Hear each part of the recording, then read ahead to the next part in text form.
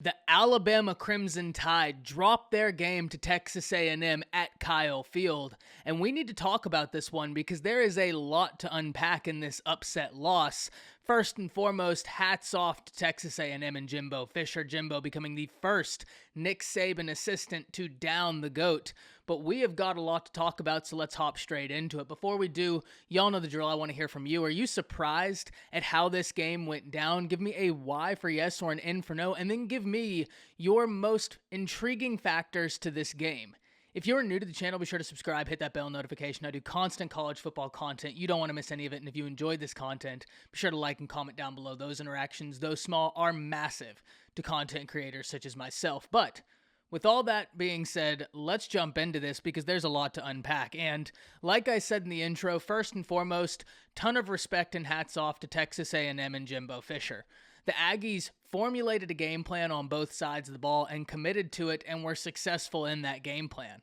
On offense, they were able to get their rushing attack going, and Zach Calzada made the throws when he needed to make them. He was accurate and made the plays whenever they needed to be made, and he did his job. He had the one errant interception, but outside of that, he played a really solid game. He and the offensive line for Texas A&M and Zach Calzada were really the two main areas in my pregame video that I questioned for the Aggies. And look, I'll be 100% honest, they proved me wrong in this game, and I was wrong in my assessment. I thought that Calzada and the offensive line would continue to struggle. The offensive line for A&M has given up 9 sacks through the past 3 games, not counting the Alabama one. But last night, they completely stifled Alabama's pass rush, allowing no sacks, and that was an area that I thought would be huge for the Crimson Tide. So I was completely wrong in how A&M would be able to handle Alabama's pass rush. They did a phenomenal job at stifling it, and Zach Calzada really had himself a game. Spiller is an incredibly talented running back. We knew that. But Texas A&M's defense was something that was really impressive to watch last night, specifically their defensive front. That was really my key matchup in this game on both sides of the ball was the trenches. How Alabama's defensive front would be able to affect the game relative to how Texas A&M's defensive front would be able to affect the game. Both offensive lines for A&M and Alabama have had their woes this season, but Alabama's looked to be progressing, and I was really interested in how they would be able to handle a talented pass rush, one that A&M absolutely has when you look at the athletes they have on that defense. They've got some dudes, especially along that defensive front. They've got some really talented guys there. And A&M flat out won that battle as well. So in the battle of the trenches on both sides, A&M won. A&M was able to affect Bryce Young consistently, generating 4 sacks and not ever really allowing Bryce Young to get comfortable. Now, Bryce still had himself a day outside of the interception he threw in the red zone and then the fumble, which was just a complete bobbled exchange. That was really just painful to watch. But it happens. It's football, right? This is a young team. It's a young offense. And mistakes like this are to be expected. It's part of the growing process. A&M just capitalized on it, and that's exactly why I say hats off to A&M. Alabama's inability to be able to stop that overload blitz, though, was astounding. And I'm certainly not here to play armchair quarterback, but from an Alabama play calling perspective on both offense and defense, the Crimson Tide seemed really committed to plays that just weren't working. Right? The inability to stop the overload blitz for such a long period of time really put Alabama in a disadvantage. Whenever they were able to move the ball, you had the ball in the goal line and you pass consistently instead of running the ball. When your running back is having himself a day, going for over 100 yards, being a really solid guy, averaging almost 5 yards a pop, you don't even try and give him the ball, which is the antithesis to Alabama football. The play calling was perplexing to say the least. The execution was even more frustrating. And as much blame as I think can be assigned to play calling and to just general coaching in this game, execution for the Crimson Tide was not good, to say the least. And I'm not trying to pile on, but at the end of the day, missed tackles, bad penalties, drop passes, and blown assignments really hurt the Crimson Tide from the beginning of the game to the end of the game. Because even though Alabama was able to come back, these constant mistakes kept rearing their ugly head throughout the entirety of this game, and ultimately it cost them.